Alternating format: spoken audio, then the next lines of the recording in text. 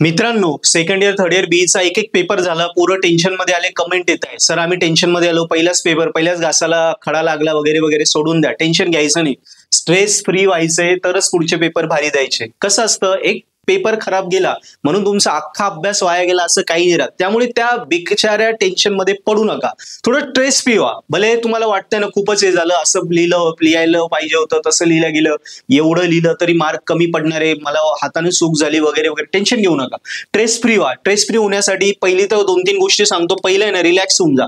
म्हणजे आज रात्री 6-7 तास प्रॉपर झोप घ्या, काय अडचण नाही. झोप प्रॉपर घेशाल तर उद्या फ्रेश माइंडने उठले तर उद्या दिवसभर अभ्यास करून परवाचा पेपर चांगला जाईल. सो पहिलं स्ट्रेस फ्री होण्यासाठी पहिलं हत्यार आहे झोप. प्रॉपर घ्या, झोप घ्यायची नाही पेपरला मग सगळं काय होतं, प्रॉपर झोप झाल्यामुळे अभ्यास सगळा होतो, तरी क्वेश्चन 1चं क्वेश्चन 3 मध्ये आठवतं, 3चं बी मध्ये आठवतं, सगळं मिक्स होऊन जातं, असं प्रॉपर आठवत नाही. का?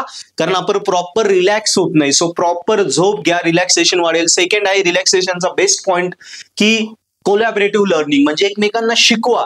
तुम्हाला एक चांगला पॉइंट देतो, तो मित्राला शिकवा, म्हणजे तुमची आपोआप रिव्हिजन होऊन जाते. काही डाऊट्स आले ते क्लिअर होऊन जातं. सेम मित्राला येतो तो तुम्ही समजून घ्या, जेणेकरून तो तुम्हाला करताना कमी वेळेत सॉल्व्ह होईल. ह्या पद्धतीने एकमेकांना टीच करा, एकमेकांना शिकवा. हीच फेज आहे, ग्रुप स्टडी म्हणतो ना आपण. सो हा स्ट्रेस मॅनेजमेंटचा खूप भारी पॉइंट आहे मित्रांनो, एकदम बेस्ट पॉइंट. आणि शेवट आहे रिकॉल. सगळं झाल्यानंतर रिव्हिजन करा. रिव्हिजन मध्ये पण सांगायचं, तू सांग या टॉपिकचं काय आहे. समजा कंडक्टिव्ह थेअरी, मग कंडक्टिव्ह थेअरी मध्ये काय आहे तो सांगेल, असं असं आहे. नेटवर्क थेरम काय असं असं आहे, तो असं असं असं. असं एकमेकांना बोलायला सुरुवात करा.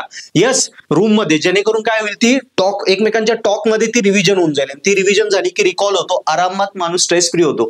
आणि हे डोक्यात ठेवा, सकाळी उठल्या उठल्या थोडं 2-5 मिनिटं थोडं मोकळ्या हवेत जाऊन या. थोडं सकाळी लवकर उठून त्या मोकळ्या हवेत थोडा श्वास घेतला, मोठा श्वास घेतला, थोडं प्राणायाम केलं 2-5 मिनिटं, तुम्ही काय होशाल, फ्रेश होशाल. फ्रेश झालं, कामाला लागा, काही टेन्शन घ्यायचं नाही, चालत असतं. इंजिनिअरिंग आहे, एखाद्या वेळी एक अभ्यास करूनही चांगलं सक्सेस नाही येत, एखाद्या वेळी नाही करूनही येतं, किंवा मित्रांनी काही नाही करून येतं, आपल्याला टेन्शन येऊन जातं.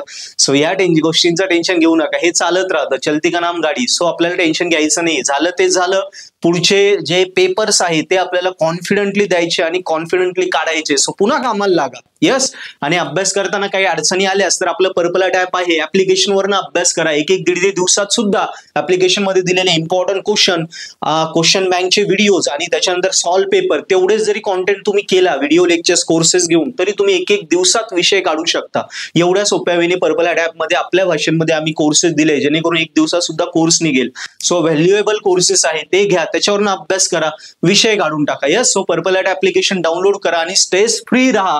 स्ट्रेस फ्री होऊन अभ्यास करा. इथून पुढे पण स्कोरिंग होऊ शकते. पहिलाच पेपर खराब झाला म्हणून अजूनही टेन्शन घेऊ नका, झालं ते सोडून द्या. आता ते मार्क चेक करणं हे ते सोडून द्या. ते मार्क चेक करून कायला डोक्याला ताण वाढून घेता. मार्क चेक केले, एखाद्याचं बरोबर असून तो बिचारा कोमात निघून जाईल तुमच्यामुळे. सो मार्क चेक करू नका. यस, सो झालं ते सोडून द्यायचं, इथून पुढे कामाला लागा.